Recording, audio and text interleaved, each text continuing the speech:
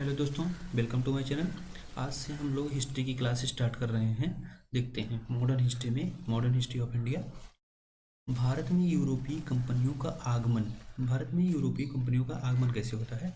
प्राचीन काल में यूरोप और भारत के बीच व्यापार संबंध यूनानियों के समय से शुरू हैं। ठीक है। और यूरोप से भारत आने के मुख्य मार्ग तीन मार्ग थे प्राय। फारस की खाड़ी, फारस मतलब कि ईरान, आज का ईरान उस समय फारस कहलाता था। तो ईरान के बगल से जो खाड़ी है, तो फारस की खाड़ी से होते हुए इराक और तुर्की, और आगे समुद्र समुद्र बोले तो यहाँ पर मेडिटेरेनियन सी है, जिसे भूमध्य सागर कहते हैं, के रास्ते वेनिस और जनेवा यूरोप के दो शहर हैं।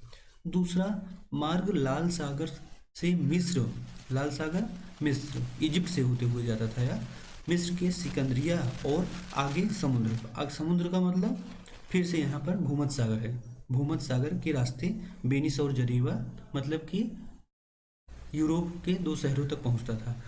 अब यहाँ पर ध्यान दें, लाल सागर से जब जाता था ना, तो वो हमारे उस समय सुएज कैनाल नहीं थी, इसलिए लाल सागर से मिस्र के सिकंदरिया के रास्ते यहाँ पर स्थल मार्ग प्रयोग में लाया जाता था, क्योंकि उस समय सुएज कैनाल नहीं बनी थी। तीसरा मार्ग जो प्रायः कम प्रयोग में आता था, जो भारत के उत्तर पश्चिम सीमा प्रांत के दर्रों से होकर उत्तर पश्चिम मतलब कि जैसे बोला जाए तो पीओके और अफगानिस्तान होते हुए मध्य एशिया निकलना, कजाकिस्तान, किर्गिस्तान जो रूस के सेंट्रल एशिया देश हैं, वहाँ से होते हुए रूस तथा बाल्टिक सागर को पार करता हुआ जाता था। यह रास्ता थोड़ा सा दुर्गम था, और पहला रास्ता जो है यह सरल था। लाल सागर में कुहासे या धुंध फॉग की वजह से यह रास्ता भी ज़्यादा प्रयोग में नहीं लाया जाता था। तो मेन प्रॉपरली यही फारस की खाड़ी से होते हुए ही जाते थे, लोग ट्रेड करते थे। अब आते हैं व्यापारिक मार्गों पर अधिकार। एशिया का अधिकांश व्यापार अरब वासियों के हाथों में था। एशिया का अधिकांश व्यापार, चाइना को छोड़कर लगभग अधिकांश व्यापार अरब वासियों के अधिकार में था, जबकि भूमध्य सागरी और यूरोपीय व्यापार इतालवी व्यापारियों के पास था। इतालवी व्यापारी मतलब इटली के निवासियों को इतालवी व्यापारी कहते थे।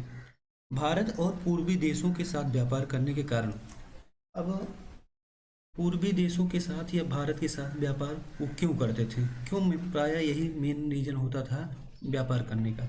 आइए जानते हैं। यूरोपीय देश में ठंड बहुत पड़ती है और वे मांस खाते हैं। अब ठंड पड़ती है तो एग्रीकल्चर ज़्यादा होता नहीं था उस समय के समय, तो वो लोग मांस प्रायः बहुत ज़्यादा खाते थे, मांस का सेवन अधिक करते थे। मांस के अधिक दिनों तक बनाए रखने के लिए, मांस को अगर आपको अधिक समय तक चलाना है तो उसमें मसाले और नमक की ज़रूरत थी। जो मसाले भारत में मिलते थे या इंडोनेशिया में मिलते थे, तो पूर्वी देशों में ही मिलते थे, विशेष करके काली मिर्च। एक शब्द में बोला जाए तो मसाले उनके जीवन का आधार थे। अगर मसाले नहीं मिलेंगे तो वो मांस का सेवन कैसे करेंगे, मांस का सेवन नहीं करेंगे तो भूखे मर जाएंगे। 1453 ईस्वी में कुस्तुनतुनिया पर तुर्कों का अधिकार हो गया। कुस्तुनतुनिया या फारस की खाड़ी से जब जाते हुए, आप ये देखिए, फारस की खाड़ी से जाते हुए जब तुर्की पहुंचते थे, तुर्की एरिया इराक से क्रॉस करके तुर्की पहुंचते थे, तो उसके बाद की बात है, तुर्की का एक शहर था कुस्तुनतुनिया पर तुर्कों का अधिकार हो गया। अब तुर्क यह पूरब से पश्चिम का व्यापार टूट गया, क्योंकि अब वो जो है ना, अब इनको व्यापार करने नहीं देने जाते थे, क्योंकि वो अरब खुद ही व्यापार करते थे, तो वो यूरोपीय व्यापारियों को नहीं आने देने चाहते थे। तब यूरोपीय व्यापारी, क्योंकि गरम मसाले उनके जीवन का आधार था, तो अब यूरोपीय ने नए मार्ग तलाशने की शुरू की। उस समय तक ये युद्ध में से बच करके नए मार्ग तलाशने की शुरुआत की। नए मार्ग की खोज अब वे कर भी सकते थे, क्योंकि कारण क्या था। अब 15वीं सदी के दौरान जहाजरानी निर्माण मतलब नाव और नौ परिवहन विज्ञान में प्रगति हो चुकी थी। मतलब सी एरिया में प्रगति कर लिए थे, सागर में। इस समय तक कुतुबनुमा दिशा सूचक कंपास टाइप का था, उसका भी आविष्कार हो चुका था। अब इस आविष्कार और व्यापारिक मार्गों की खोज में पुर्तगाल अग्रणी था। पुर्तगाल अग्रणी था। अब जानते हैं क्यों अग्रणी था, जिसका श्रेय पुर्तगाल के राजकुमार हेनरी द नेविगेटर को जाता है। अब राजा अच्छा होगा तो वहाँ की खोजें भी अच्छी हुई। उसके बाद जस्ट स्पेन भी था, लेकिन पुर्तगाल अग्रणी था एकदम। 1487 ईस्वी साल आता है 1487 ईस्वी। उत्तमासा अंतरिक्ष की खोज पुर्तगाल के नाविक बार्थोलोम्यू डियाज ने की, जिसे उस समय का बार्थोलोम्यू डियाज ने की जिसे उस समय का तूफानी अंतरिक्ष कहा जाता है। अब उत्तमासा अंतरिक्ष जो है ना, ये एरिया उत्तमासा अंतरिक्ष, ये जो है ना साउथ अफ्रीका जब जाएंगे तो ऐसे है, साउथ अफ्रीका ऐसे है, तो यही उत्तमासा अंतरिक्ष है। ये वाला एरिया उत्तमासा अंतरिक्ष होता है। और यहाँ से पुर्तगाल के लोग आकर के यहाँ से यहाँ तक बार्थोलोम्यू डियाज आया था। इसके बाद ये आगे नहीं गया। 1487 ईस्वी की बात है, 1487 के नाविक बार्थोलोम्यू डियाज ने की, जिस समय तूफानी अंतरिक्ष कहा जाता था, तो इसे तूफानी अंतरिक्ष भी कहा जाता था। 1494 ईस्वी में स्पेन के निवासी कोलंबस ने भारत पहुंचने का मार्ग ढूंढते हुए अमेरिका को खोज निकाला।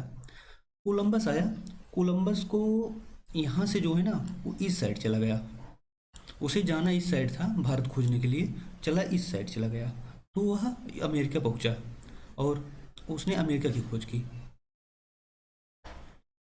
1498 ईस्वी में अब यहाँ देखिए अमेरिका पहुँचे, तो इसलिए वह अमेरिका पहुँचकर अब पहुँच तो गया यूएस की साइड पहुँच तो गया वह, लेकिन वह इंडियन कह कर के चिल्लाने लगा। वह मानने को तैयार ही नहीं था, वह यूएस की खोज की है कोलंबस ने, तो वह इंडियन कह के चिल्लाने लगा।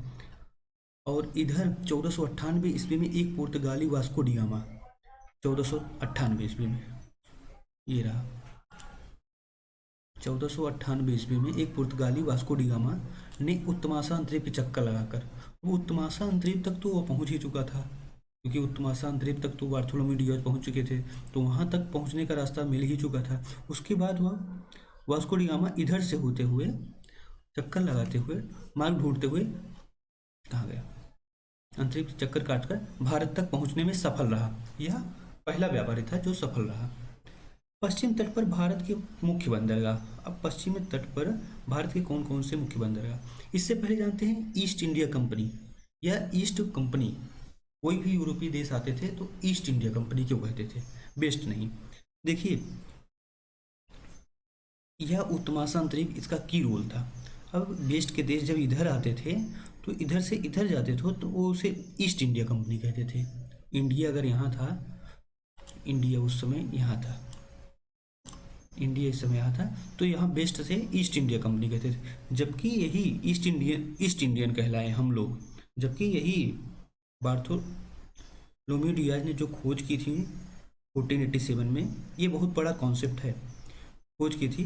तो कोलंबस जब उस साइड पहुंचा, उस साइड गया, तो उस साइड कुछ छोटे छोटे आइलैंड जो थे वहाँ को वेस्ट इंडिया कहा गया, और यही रीजन है आज की डेट में वेस्ट इंडीज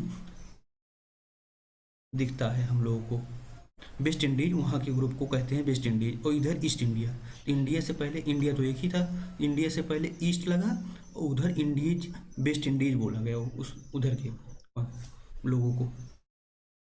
अब आते हैं पश्चिम तट पर भारत के मुख्य बंदरगाह। मालाबार तट पर कालीकट एवं कोचीन, गुजरात में सूरत, भड़ौच और कैम्बे मुख्य थे। मालाबार तट केरल तट पर कालीकट और कोचीन थे, गुजरात में सूरत, भड़ौच और कैम्बे मुख्य थे।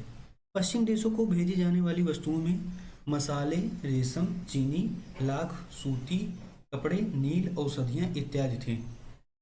अब दो समुदाय भी यहाँ के ट्रेड को नियंत्रण करते थे, जैसे चिट्टिया समुदाय और चूलिया मुसलमान का व्यापार के महत्वपूर्ण भूमिका थे। अब भारत में यूरोपीय कंपनियों का आने का क्रम देखिए। भारत में जब पुर्तगीज 1498 में ही आए, ये सबसे पहले आए थे, काफ़ी पहले आए थे। उसके बाद डच आए, फिर अंग्रेज आए, फिर डेनिश आए, फिर फ्रांसीसी आए। ये 5 कंपनियां आई थी। बस ध्यान दीजिए, पुर्तगीज के आने के बाद जब डच आए ना, डच के बाद फिर अंग्रेज आए, पुर्तगीज के बाद डच आए, डच के बाद फिर अंग्रेज आए। लेकिन जब कंपनियां स्थापित हुई तो पुर्तगीज के बाद अंग्रेज आए, पुर्तगीज के बाद अंग्रेज की कंपनियां लगी और उसके बाद डच की लगी, फिर डेनिश, फिर फ्रांसीसी, इस कॉन्सेप्ट लगी। चलिए अब आज के लिए इतना ही, कल से हम पढ़ेंगे पुर्तगीज। थैंक यू दोस्तों, क्लास अच्छी लगे सब्सक्राइब जरूर करें। थैंक यू, जय हिंद।